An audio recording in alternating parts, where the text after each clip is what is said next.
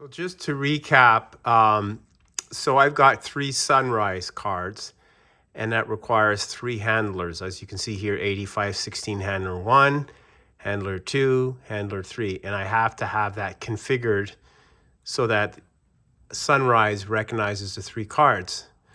And getting back to the song that I'm working on, and what I have it is I have it syncing up. So over on, which I'll show you in a bit, on the other workstation over there is the Mac Studio. Actually, I'll flip it now. So the Mac Studio is here. And what it does is it sends out a SMPTE master time code. If I can just get this lined up, you can see in the bottom there, right there. I'll have to move this a bit down a bit. So there. I'm going to zoom in right there. So it sends out a SMPTE time code. So this is my master DAW. In other words, I am syncing up 2 DAWs. Why am I doing this? Again, it's all about color. As musicians, we use pedals, we use amps, we use pickup configuration, etc. I can do everything here using Digital Performer or Pro Tools or Logic on my Mac Studio machine, but I'm a bit nostalgic with my Amiga 2000. It also has a slightly different color when I'm sampling and recording. So what I've managed to do is create a master-slave relationship where my Digital Performer sends out a time code here, right? And then what happens is the Amiga reads that time code, or the SunRize card reads that time code. And then what I'm able to do is sync up and keep everything aligned.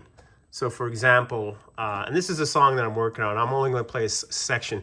So I've got 4 tracks here. So within the SunRize world, they call it cue list, which is another name to say sequencer. So you do everything here. You build your tracks. You do some crude editing, because remember, this is going back to 1988, 89, 90 probably. My memory serves me right, when the SunRize cards came out. Well, it's up here, 91 to 94. And so, so the technology and the software was certainly not as advanced as it is today. But the irony is, audio files are audio files. So once they get sampled at a certain bit rate, it doesn't really matter in terms of, this is like 30 years or 20 years ago. The hardware is relatively the same. The mathematics behind sampling really hasn't changed. What has improved is the GUI software interface, the plugins, etc. So I'm holding on to the past and working one foot in the past and another foot in modern terms. And it's a pretty interesting project because I've got 4 tracks here. And what I'll do is I'll just play you alone. And these are just rough tracks. So I've set up some markers. You can see here F8, F9, F10. So the solo, the bridge, the chorus, and that is tied to the same labeling that I have on my Digital Performer marker. So I'm going to start at F8, or I'll go to F9. And so the marker is placed right here.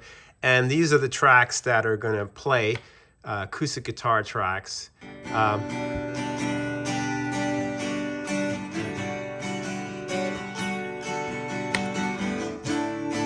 now I'm going to stop it. And you can see it's still bleeding over. And the reason it's not stopping right away is because I've had to set up buffering. When I was initially doing this, I had a lot of trouble syncing things, and it was actually a colleague of mine who gave me some tips in terms of making sure that I can, let me just go to preferences here, over here, making sure that my channel buffer memory and my copy buffer memory is holding enough. So what was happening is it was dropping the frames. I would sync up, I would get a message saying can't keep up. And he was actually kind enough to, he's not even an Amiga expert. He works in SMPTE timecode. And he said, check your memory, make sure your configuration is perfect. So now the good news is I don't have that problem, but there's a bit of a sort of a bleed. So when I stop my track, because it's buffered all this audio tracks, it takes a while for it to actually stop. I don't really care, because in this part of the song, most of the tracks are on the Digital Performer side. So you don't really hear that. But those are the tracks raw by themselves. And now what I'm going to do is I'm going to play you the song, the section where you're going to hear the music coming, all the tracks coming from Digital Performer. Again, whether it's Digital Performer, Pro Tools, Logic, Studio One, it doesn't matter. Just pick one of the modern DAWs today. They all relatively work the same. The goal is, how do I get that to sync up with, on the Amiga 2000, running these 3 SunRize cards and making sure that everything is stable, right? We don't lose frames, we don't sync out, and it runs 99% of the time pretty stable. I've had one time it crashed. That's just inherently to the Amiga itself.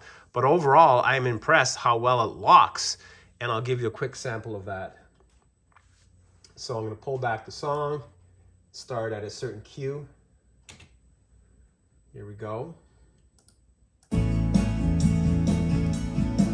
So right now the time code hasn't kicked in here. Right here is the time code. And now you can see it's starting to move. And there's a time code, 125, 126, 127, 128, which is matching up on the Performer on the DAW. And here comes the 4 tracks playing. So everything is playing together. I'm going to flip over here and show you on the mixing board. These are the tracks right here. SunRize 1, 2, 3, and 4. And to prove my point, I'm going to stop the DAW on the Digital Performer side, and you'll hear the bleed from the Amiga. And there's the Amiga, because it's buffering all that in memory, so it's bleeding over a bit. But things are rock steady. They lock in really well. It's a great environment to work in, because now I have the ability to take. Sorry, they're doing some test runs outside, so you might hear some explosions. The military base is down the street. I'm able to take stuff from my 3 SunRize cards, my trusty Amiga 2000. As I think I mentioned last year, my friend Robert took the whole thing apart for me, modernized it, swapped up some of the hardware. There was a crack in the motherboard. He figured out, and was along with someone else, put an SSD, so the machine is rock solid, it runs great. So I take my Amiga 2000 and then I use my Mac Studio, and together they sync up, and that gives me the power of syncing together. Now, again, I don't need extra tracks, because everything in the Mac Studio under Logic or Pro Tools is infinite. It's not about additional tracks. It's about creating color opportunity, the sound of the Amiga in sync with my Mac Studio. And those two come together, because when you're in the studio, you're always looking at color. You're trying to work with different plugins, different analog hardware, different tube base, CMOS, FET, solid state. All these components come together and they shape a different sound.